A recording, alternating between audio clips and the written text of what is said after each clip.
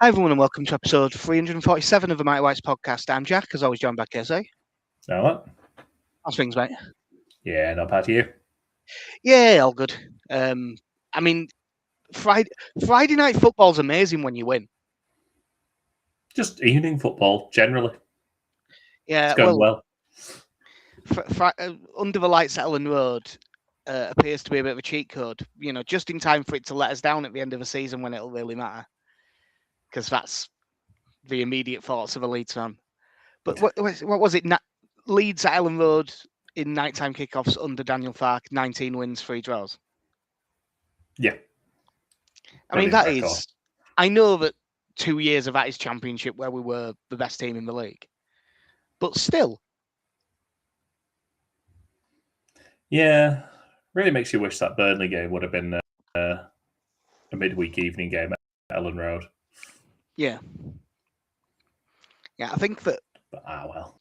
I mean, Brentford is now late. I think Sunderland's late as well. So, unfortunately, I think one of them is Man City, which might be a bit of a test for the record. But we'll see what happens. But who was not a test for that record were Nottingham Forest. Leeds 3, Forest 1. And to be honest, it was won by, the 50th minute? Yeah, it was a much less tense game than I think we all thought it was going to be. Like, the atmosphere was good from the off. And I mean, it just all went fine.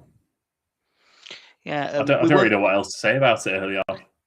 No, I mean, when we did basically Farke's press conference got delayed, didn't it? So we ended up doing the pod like an hour before, and it turned out that the rumor about Struijk, not Struijk, that's this one, Stack was true, and he is out injured.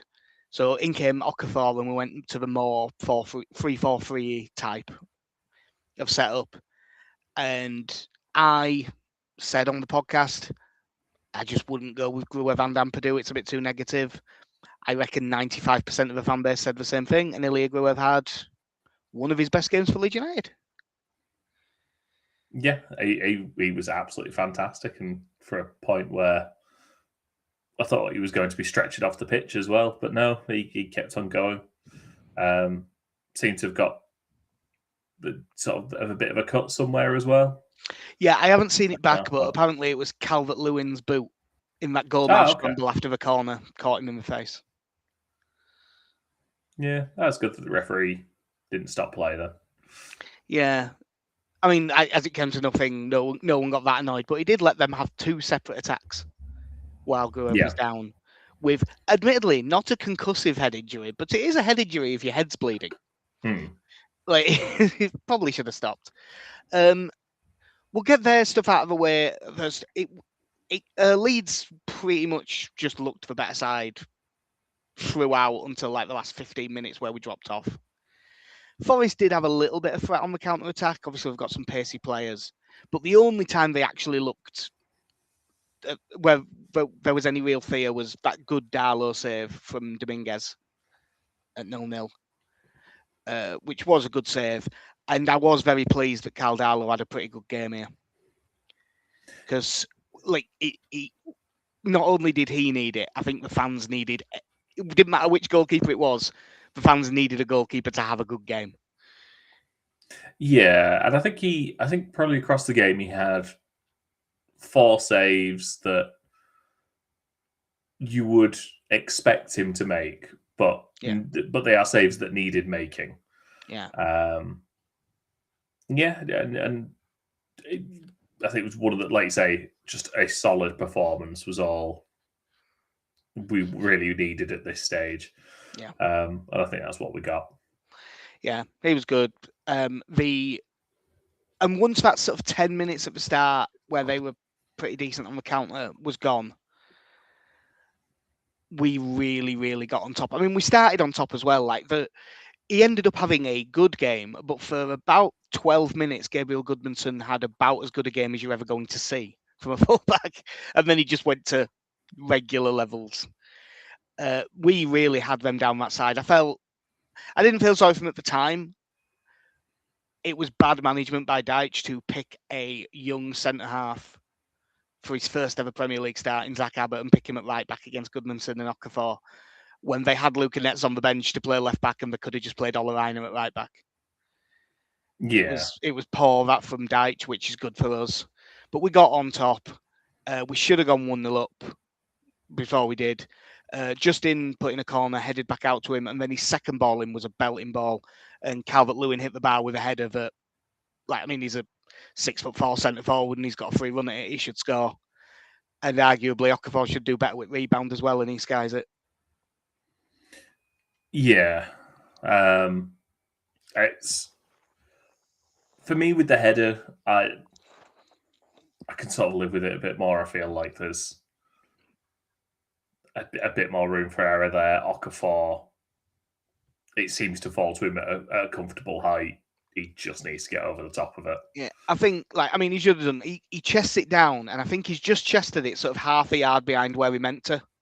So he's sort of a bit out of shape on his body when he swings his left foot, but he probably should have done better with it. And as I said, Calvert-Lewin, you could tell by his reaction after he did it, he definitely thought he should have scored.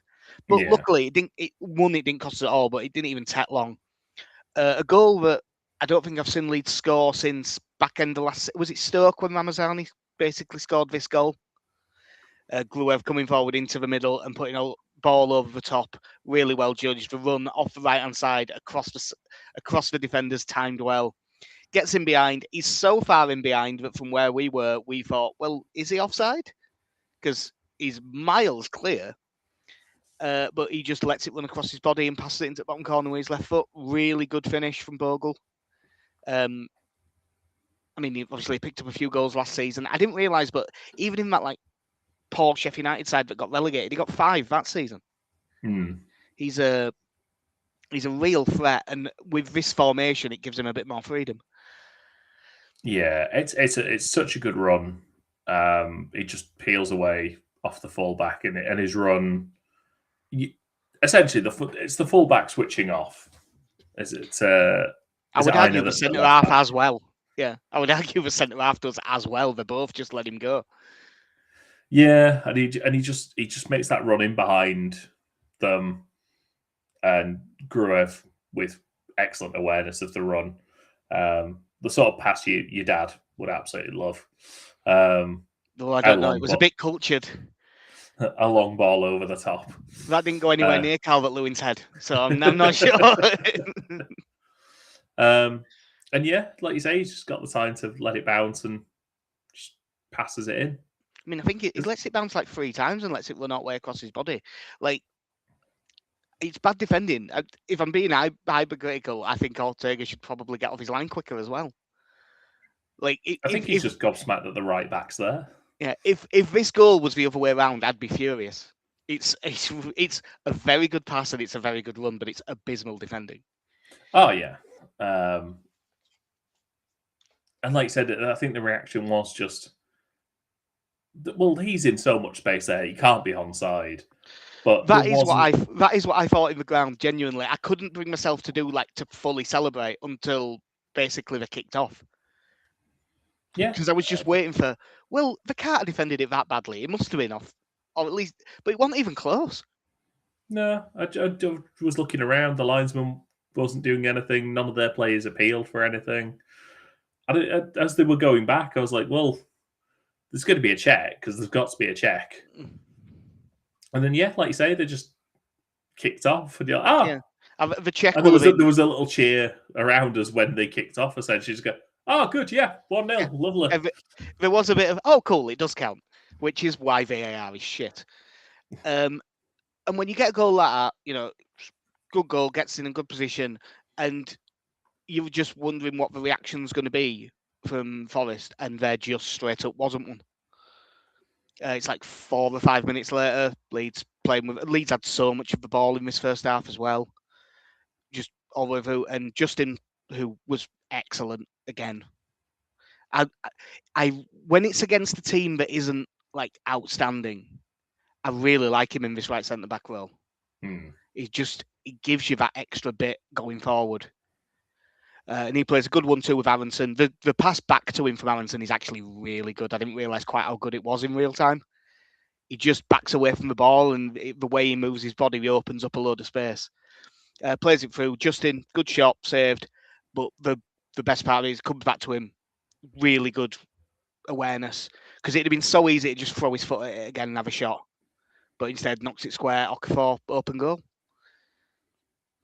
Yeah, I think, like I say, a lot of credit goes to Brendan Aronson there, because he just holds it for that extra second and opens up, and he just sort of slides it with the outside of his foot in behind the defender for Justin to run onto. Yeah. As I say, in real time in the ground, I thought, oh, it's a good one too. It was when I watched it back, I thought, oh no, that was actually really good from Aronson. Yeah. And then, yeah, when he, like you say, when the rebound comes back to him, just calmly squares it across. And nice, easy finish for Noah Okafor. I was really pleased for Okafor. He looked like it celebrated in the ground, but when you see it back on telly, he needed that. Yeah, I mean, I think we've had the conversation with your dad before about this system isn't really designed with Noah Okafor in mind. Whereas I think in the summer he would have been considered a marquee signing, and you'd have kind of been building that team around him. And obviously, since the change in setup, the periods where Brendan Aronson's getting preferred to him as a second striker. So it was nice to see, because I think he was very positive kind of from the get-go. Loved a slide tackle as well, was chucking himself into a few tackles, which was quite nice to see. I really do think that's what got him going. He made a couple of, he tracked back on the left side and made a couple of really big tackles, and the crowd really reacted. And I think that really helped fire him up and really get him going in this game. Because is it his best game in the league shirt? I think it probably is. I think so, yeah. The other one I'm trying to think the other games you take into consideration, but it's probably Wolves. Yeah, he was good at Wolves, but Wolves, that isn't even Wolves now, who are still a poor side in this league, but have got something about them. This was Wolves. If they don't make a change, they're getting 6 points. Yeah. So yeah, like you say, I think he really needed it. I'm just watching the replay there, actually, when Justin goes for the pullback. Calvert-Lewin sticks out a leg to try and get a foot on it. Yeah. And it's one of those where you're looking at, oh, thank God he didn't touch that. The striker's instinctive. He was like, no, I'll get this. I'll turn, I'll put it in. It'll be fine. You're like, no, just leave it, Dom. Just leave it. Yeah. And he did. Sort of. Yeah. And to be honest, given how much Forest were really offering, to the neutral, that was probably the game done. Obviously, we've seen Leeds enough to know that we can't feel like that. Deitch, another thing where I think this is bad management. As soon as it got to half time, we were talking about all the changes they'll probably make, and they're definitely going to bring on one of the more attacking wingers, whether it's Ndoye or Hutchinson. They're going to have to go into that. And no changes. Very just weird decision making, and it doesn't take long at all. You can tell then, it's 4 minutes into the second half. Ball comes to Gruev on edge of box, and Gruev has a week. He takes 4 touches on the edge of the box, and I'll be honest, I think it was a shot. I think it was a bad shot that Calvert-Lewin makes a very good run for, and this is the level of confidence at the minute. That's such a good finish from Calvert-Lewin. Yeah, I mean a diving chest into the bottom corner. Yeah. Like you say, I think Gruev is absolutely lining up a shot there into the far corner. And you'd have to, if they give you that long, you've got to have a shot, really. I don't know. He is a centre mid that plays for Leeds, so I'm not entirely sure about that. But I mean, at that point, I didn't blame him for having to go. Watching it, it's not got a cat and hill's chance of going in. Oh no, it's a terrible effort. But we can just choose to believe it was a really good cross. Yeah, perfectly weighted ball, maybe a touch, just a touch lower than Calvert-Lewin would have liked it, but no, he's able to Superman himself into the ball and make it 3-0 with a wonderful chest. Yeah, it's good for him to get another one. That's 10 goals for Calvert-Lewin in the league, which already puts him higher than anyone I thought Leeds were gonna. Because I had, and he's only 9 away. I had Nonto with 9 for, for the top scorer in the league. I actually can't remember if it's just league goals. I think it was. I think it was just league. I'm saying this now without remembering at all what I put for any of these, but you were very optimistic about how much Willie Gnonto was going to play this season. I thought that he was going to play a fair bit. I mean, we hadn't signed Okafor yet, had we? Was he there? Did he come in just? We came in after we played AC Milan, didn't he? Yeah, and not like the day after either. It was a couple of weeks, I think. Yeah. But yeah, nice for Calvert-Lewin. And it's the same thing everyone keeps saying at the moment. For someone on a free transfer, it's an excellent return. With what have we got? 12, 13 games left, whatever it is now. Yeah. To get to those sorts of figures, yeah, excellent return. And good because he's had a couple of weeks off scoring as well. Yeah, it was really good and that really did ice the game. They did then start to make changes. They brought on Hutchinson for Dominguez, which I can't believe it took that long. And that they then basically did nothing still until like the 67th minute. You've got Ndoye for Hudson-Odoi and Ryan Yates for Morgan Gibbs-White, which when they took Ryan Yates off, when they brought Yates on for Gibbs-White, everyone in the ground was sort of saying, that's him giving up. That's him resting players for midweek. And this is my little nitpick with the day. Yeah, that was enough time to rest players. So why we didn't? Yeah, while we were making the 2 single substitutions. Yeah. It's almost like he forgot that was a rule. But like I'm baffled that Calvert-Lewin played 90 minutes in this game. Well, 100 minutes basically, all in. I found that to be a very strange decision. Even though it turned out to just be a facial laceration, like when Gruev was down injured for 5 minutes, I'm amazed that we didn't take off, Gruev for Longstaff. Mecha was fit, which surprised everyone. Him for Calvert-Lewin, given both 20 minutes rest ahead of the Chelsea game. But that is a nitpick. We kept it very comfortable. And then, the last 15 minutes they got on top, but I think we sort of let them as well. Yeah, I wasn't mad keen on the way the subs were done, but I think the main thing at this point was it really nice to have Dan James come on and get a run out for 15, 16, well, probably closer to 20 minutes. Yeah, I thought he looked very lively. I mean, his first 5 minutes, he got to byline twice and put 2 really good balls in. Yeah. I think an excellent option for us to have again now.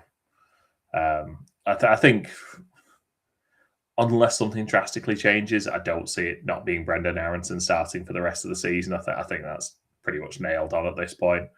But 20 minutes to go to be able to put someone like Dan James on, I think puts us in a very good position. Yeah, I was pleased to see Dan James and he did well. The other subs were Longstaff for Okafor and then in the 96th minute, Bornau for Bogle. I suppose the most interesting thing about the subs is who wasn't there. Facundo Buonanotte wasn't named on the bench just due to selection. Yep. I found that to be I can understand it if he thinks James ahead, that's fine. He wasn't expecting Mecha back. I really think once Metch's on the bench, you could argue Buonanotte is more useful to have on there than Peru at the minute. But that's sort of that's not something I'm going to be up in arms about. I found it. I was very surprised. Yeah. It's good to know that Willie Nonto is ahead of him in the pecking order, though. At least, because it could have been Nonto off the bench for Buonanotte. Yeah, I would have. Then I would have actually lost my rag a bit. Yeah, it's going to be one of those where it seems like such a strange deal. Ultimately, we're not going to end up buying him on a permanent deal. I can't imagine. No, I don't. Well, we haven't even negotiated an option, have we? It's just a loan. Yeah, I could only imagine he must have been thrilled leaving Chelsea. Might actually get to play some football. No. Yeah, I do still think I rate him highly enough that I think he genuinely could end up playing his way into the team. But the odds, I believe the term is drastic, go down. Reference for 4 people. They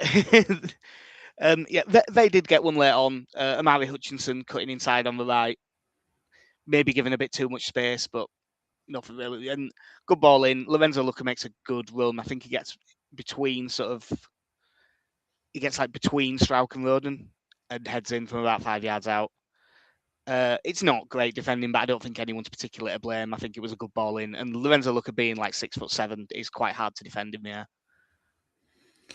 Yeah, it is pretty much just a textbook looping ball into the box, and Luca just gets up above Joe Roden and heads in. It was a bit disappointing because it'd have been quite nice to have kept the clean sheet by that point in the game, but at that point I wasn't concerned about it. I think when they had a chance or two in stoppage time, there was part of me like, oh god, just nothing stupid now. Come on. Yeah, the good thing was that by the other decent save that the forced out of Darlow at the end from I think it was Sangare from the edge of the box, that was in the 98th minute. Yeah. So sort of we'd calmed down a bit by then. But no, it's a really good win. 29 points from 25. Unfortunately, it didn't extend the lead, but we knew it wouldn't because we knew West Ham were going to win at Burnley. I've thought nothing of it. Had money on West Ham as any sensible Leeds fan should have. But then I did see the highlights back, and to be honest, it looked like Burnley had plenty of this game. I haven't watched this game. Yeah, so they had plenty of the game, but they did nothing with it. Like the XG, Burnley 1.28, West Ham 1.02, but West Ham only had 6 shots. Burnley had 18. It was just like Burnley didn't create anything good. Yeah. Whereas West Ham created a couple of really good chances early and took them both. 5 goals, 5 games in a row now. Somerville scored. Do you mind not? Yeah, he's really hit form as Crescencio Somerville. If he keeps scoring like this, I might have to resign as chairman of the fan club. Yeah. I suppose if you are the more positively inclined among us, we are level on points now with Spurs and 2 points behind Brighton.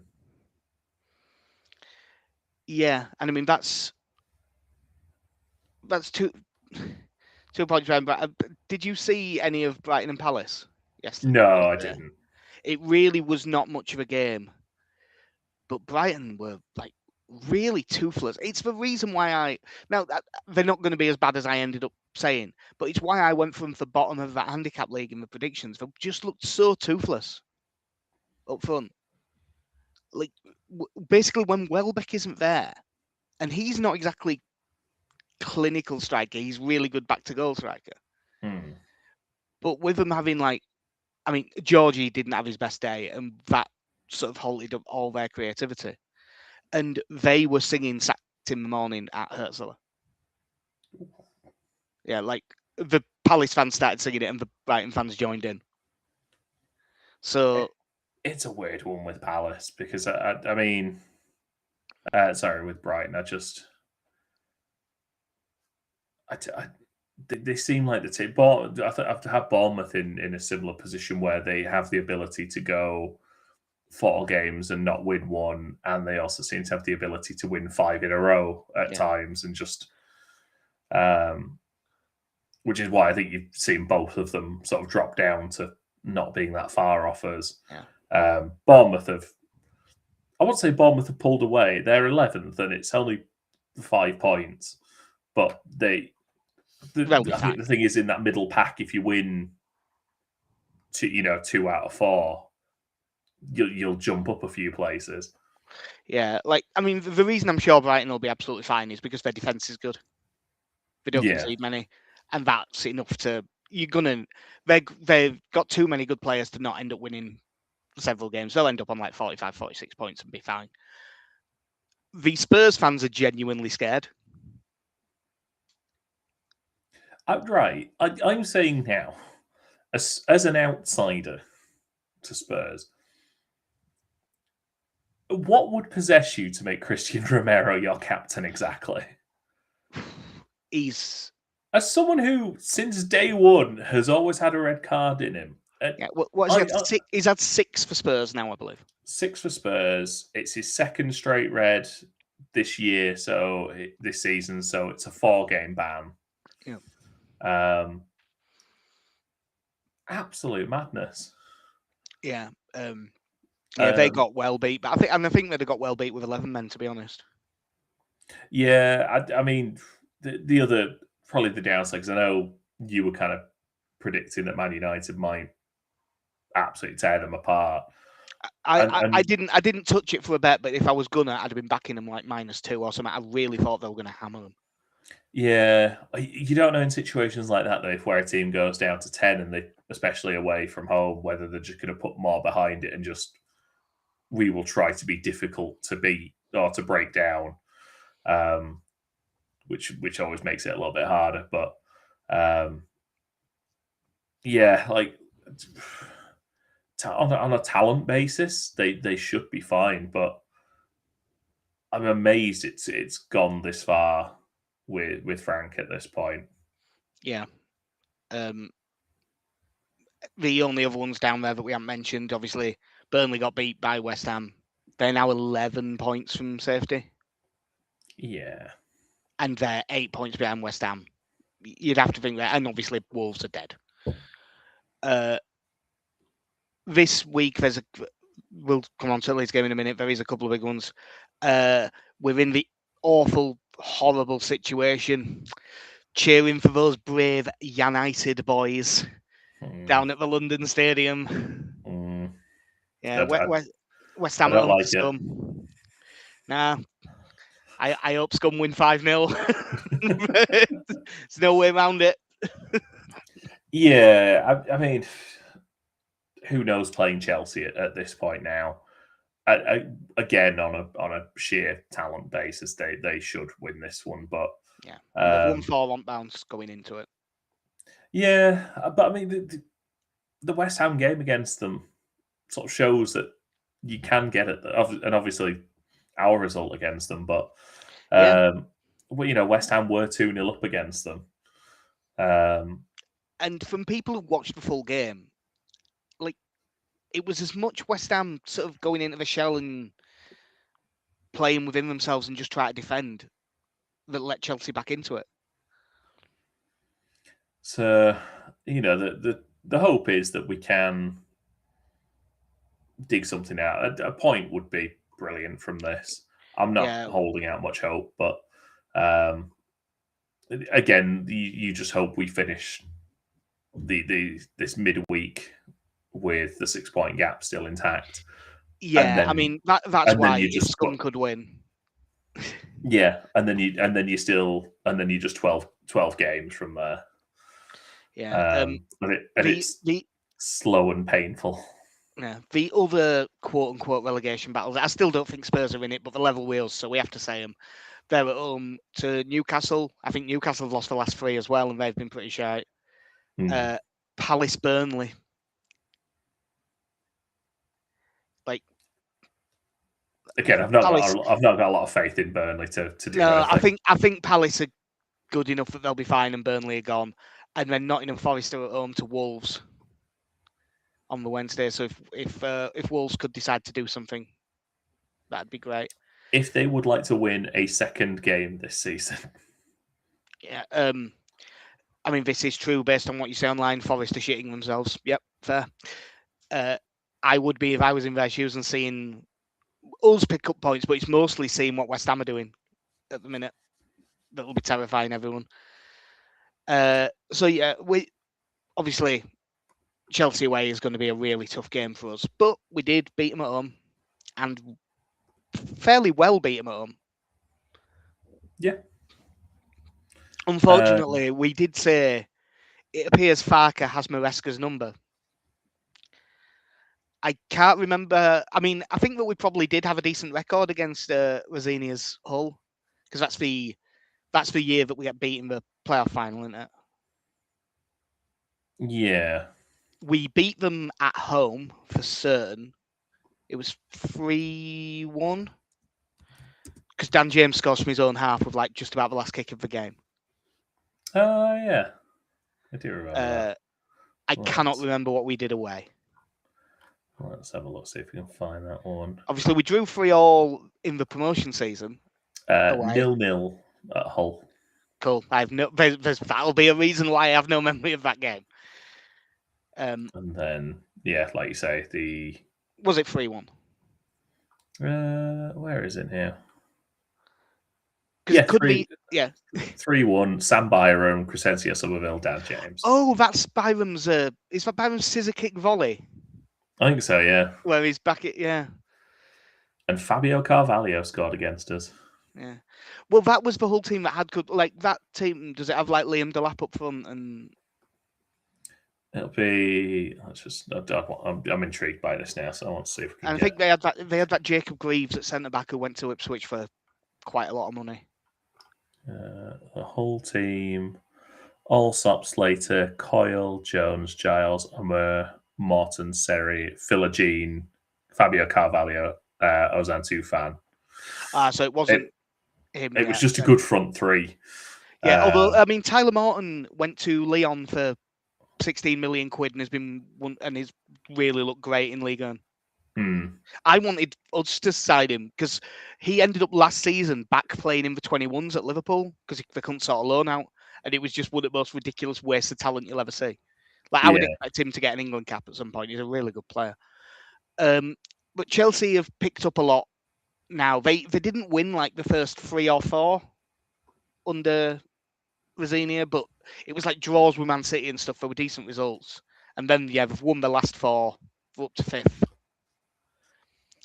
They don't seem to mess about with the back 3 anymore, which they have done before. It's 4-2-3-1 usually, and Cole Palmer's decided to go back to being himself again. I know that there was 2 penalties, but a first half hat trick.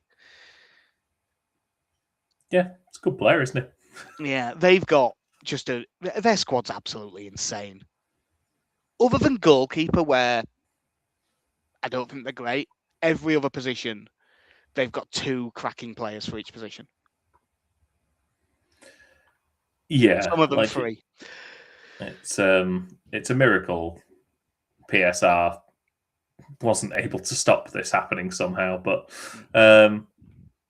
yeah, you look at that team and just think there's Buonanotte in their list on Google. But yeah, I won't say it's a well-assembled team, but to say you've done it well would mean there was some sort of strategy to it. There is a strategy by young players. That is expensive young players. Give them 9-year contracts. Yeah. I haven't seen anything of like their press conference or so I don't know if there's some injuries that I don't know about. So they've still got all the ones who've been out for ages, like Colwill and Levia and Tosin. Mudrik's still banned. Did Reece James play the last game? No. Was he? But by the way, when you refer to Mudrik's ban, which one are we talking about? Is ban from Counter-Strike, his driving ban, or his football ban? Yeah, I did see the Counter-Strike thing. And it's impossible to look at a Chelsea player and even worry about driving offences because Wesley Fofana's there and he has all of the driving offences. Oh, okay. Have you seen that? No. Right. How many penalty points does Wesley Fofana have on his driving licence, Casey? Oh, God. Bearing in mind, 12 and you're done. So I'm going to assume it's higher than 12. Let's go 18.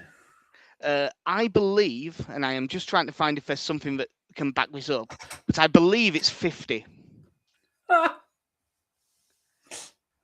He has been done for dangerous driving like so many times. It's not just like flying up the hard shoulder. Oh, so I've found an article. It's 47. Is his current number of penalty points? Is this what happens when you've just got that much money? You're just going to keep driving anyway. Yeah, that is basically what it is. It is one of them where no one should really. I mean, these have been genuinely dangerous things. Like he should be in jail now. But yeah. For some reason, I mean, like he is because he could afford a barrister. He won't go to jail. Yeah, he's a prick anyway. Yeah. But he is, however, a very good centre half, and he's probably going to play in this. It was Fofana and Chalobah last time out, so that'll probably stay the same because even though they did concede a goal, a few of them are injured. I mean, they could bring in Badiashile or Hato, maybe Sarr. They've got a few. Kukureya pretty much always plays. Gusto played the last one, so if he's fit, this one will be Reece James. I would rather it was Gusto because even though he's really quick, like Reece James is an unbelievable player. It depends whether they pick like a real. It depends how attacking they want to be. Like they'll pick Caicedo as one of the two holding mids. Last time they picked Andre Santos alongside him and played Enzo Fernandez at 10. And he's been doing really well playing further forward. So that's the thing that I'd probably be a bit more worried about in a sense. But they might pick Caicedo and Fernandez and then let someone go a bit more attacking going forward. I think at Ellen Road they picked Liam Delap, didn't they? And he didn't do very well. Yeah, and then they brought on because I think Cole Palmer was still coming back from the injury at that point as well. Yeah, I mean he's nailed on to start on this. It'll just probably off the right with Neto off the left, probably. Yeah, was it Estevao who? Yeah, Estevao got bullied, didn't he, by Goodmanson? Yeah, that was funny. I mean, the one that I'd probably go for if I were them is I'd probably play Garnacho in this if I was them, because we tend to leave a little bit too much space on edge at box, and he loves a shot from like 20 yards. Yeah. So I wonder if he'll do that. They may well if they play Fernandez deeper with Caicedo and then have Neto and Garnacho on the wings, Palmer play as the actual number 10 behind João Pedro. Yeah. I mean, it's a hell of a side. That Josh Achampong's a really good player. Obviously, Estevao could come in. Delap can play up front. There's that Mark Guyu, who's he's third of three in terms of the strikers, but he's not bad. Have they got any other really good players that I'm forgetting? I mean, Tyreek George has just gone to Everton, hasn't he? Yeah, I think so. I think that's all of them. The one thing I would be saying at these is try and get your shots away, because Robert Sanchez is not a great goalkeeper. No, it's he's one that's probably worth testing out. Like I say, I just hope we keep it tight. Probably the inverse of sort of the opposite of Arsenal. Like I don't think they're a massive set piece threat, but they just have a lot of quality, and in open play, they should be able to create chances. Yeah, and I don't think that they're bad at set pieces. They're just not as focused on them. Yeah. So I don't know. I don't like. I'm not expecting a whole lot. Like I said, my hope is more that the red lot win, and we don't have to worry about our game so much. Yeah, it would help. I mean, we're the 7:30 kickoff, and they're 8:15. Yeah. So we'll get an idea of how they're going.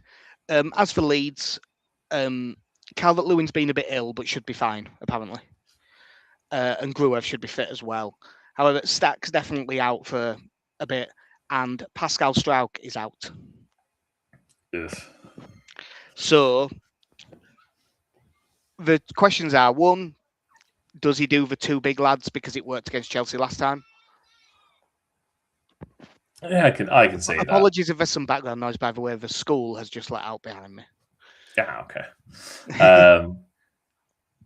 Yeah, I mean, Biel was back on the bench, wasn't he? So you do have that option. The question on that, and I just assumed it'll be James Justin left centre back.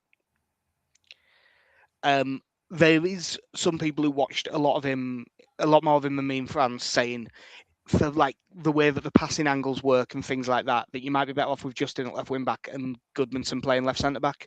And he did play left of the three a fair bit, but I don't see that happening. I think he'll want Goodmanson wide. Yeah, I think so. If you think Justin to left centre back, Biol and Roden as the right centre back. Yeah, that's what I think it'll be. It'll still definitely be Gruev and Ampadu. It's just whether that's. I still think I think it's Gruev. It's probably just the same. Gruev, Ampadu, Aronson, Okafor, Calvert-Lewin. There is an argument, even though Okafor played really well, for playing Mecha, having Aronson be a bit more disciplined, play a bit deeper, and go two big lads. They really struggled to deal with it at Ellen Road. Yeah, that's. Yeah, I think that's the last time I really remember it. Did we do it against Liverpool? We haven't really started like that very often at all. Yeah, it'd be nice. I don't see it happening again. I feel like they're playing 4-2-3-1. I think he sticks 3-4-3. Yeah, I do as well. I think that basically Biol for Struijk will be the only change. Yeah, I think so. Yeah. Like I say, it would have been nice. I think it would be nice to have Mecha start as well, but whether he thinks he's fit enough to start, I don't know. Yeah, that's the other thing as well. Although he did go out of his way in the press conference to talk about how sharp he looked in training, and that's why he got onto the bench. Yeah, it's just his dress sense. Yeah, obviously. Well, every girl crazy about a sharp dressed man. In terms of the bench, you would think that we're losing a defender, but we haven't really got any defenders to bring. Will he bring Byram onto the bench, or will he bring Buonanotte onto the bench? I'm assuming Buonanotte is not allowed. Well, he's on loan from Brighton. Oh, it's Brighton, isn't it? Yeah, sorry. Yeah, chuck him on there. Why not? Yeah, I mean, technically, you're not actually allowed to do these deals, but they could have said, we'll only break this loan if he can't play against us. A gentleman's agreement, if you will. It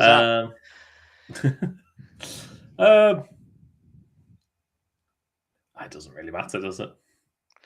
No, well, Bornau's there, and that's defense covered, I suppose. Yeah, I'm just thinking, like, when you look at us defensively, like if we've got Struijk missing, do you think he'll just think I need Byram? Quite possibly. What's the more negative option he can pick? Yeah, true. Because that's probably where he's leaning. Yeah, I think he'll probably be okay because Bornau's there.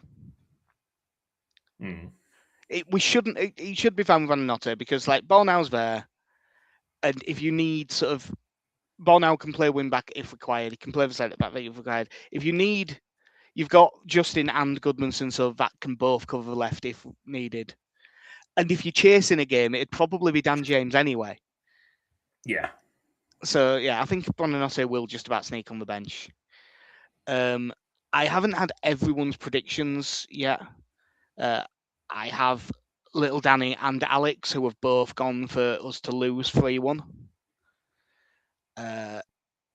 I have us losing 2-0.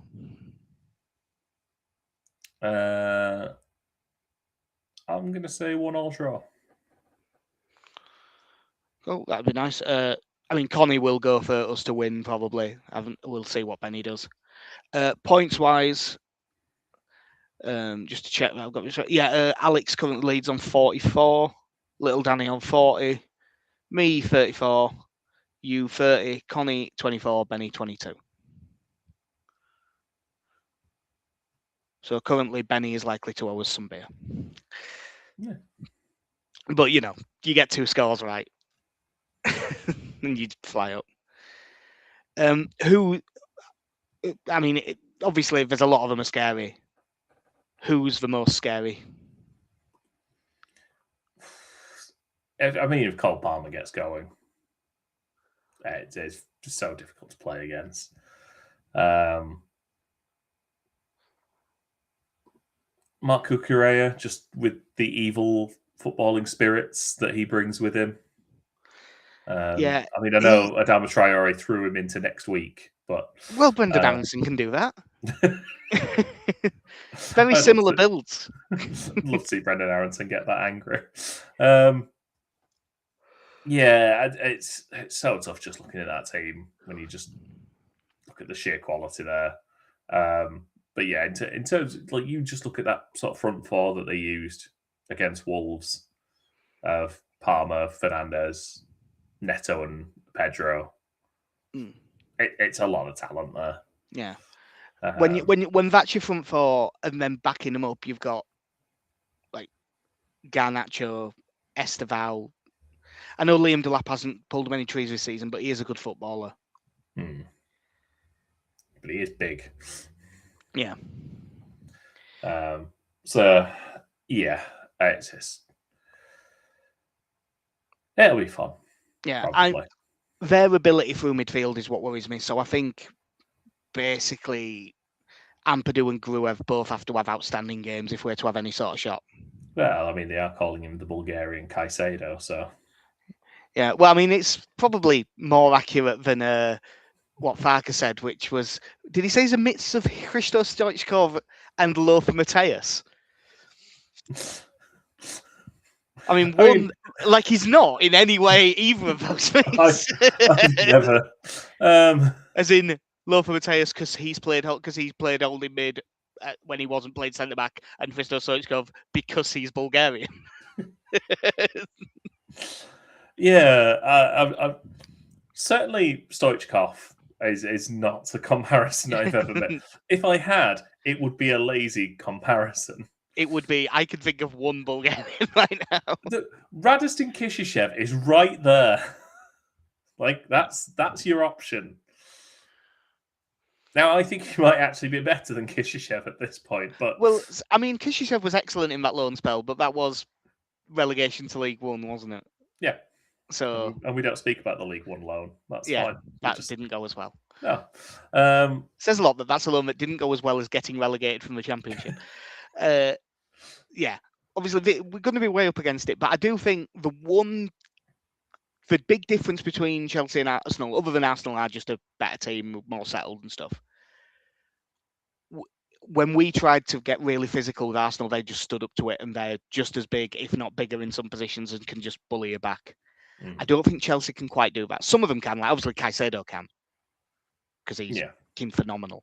Despite not being that big, he is just a brick shit house and both brilliant on the ball and also tough as nails. If you do get right into him, Caicedo's got a reaction in him. Cucurella's got a reaction in him. Enzo Fernandez has a reaction in him. You might be able to wind them up. I mean, just going through here. I mean, I know it's probably a bit further back now, but they did have that period where they picked up a few red cards. Yeah, it hadn't happened for a while, but it was ridiculous, wasn't it? The amount they had sent off in the first half of the season. So, like you say, they can be wound up a bit. But yeah, I'd snap your hand off for a point. Oh, absolutely. A point would be a phenomenal result. I mean, any away point other than at Wolves is a good result. And we've already won there, so it's fine. Yeah. And this is really high up on the list. Hmm. So yeah, ideally we win, everyone else loses. But if we could get anything brilliant, if everyone else could lose, in a way, better. Yeah. Like, if we keep the same gap or do better. Cool. So that'll do us for episode 347 at My Rights Podcast. We'll be back one of the days this week because it's the FA Cup this weekend. FA Cup action's back, baby. On Sunday. Unlike the last FA Cup game, I will actually get to see this, but I am working, so I won't be paying that close attention because I didn't book off work for it. But yeah, we'll cross that bridge later.